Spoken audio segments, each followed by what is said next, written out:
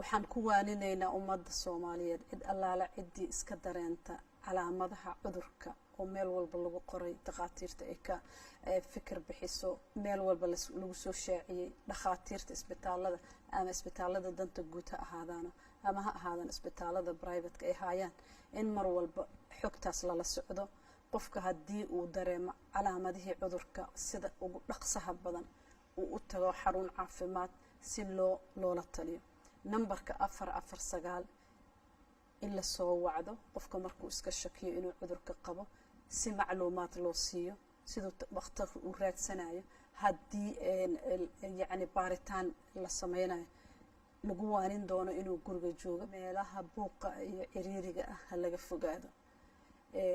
nadaafadda lagu dadaalo waxyaalaha kale oo ka hortagga cudurka qayb ka yahay waxa ka mid ah tallaalka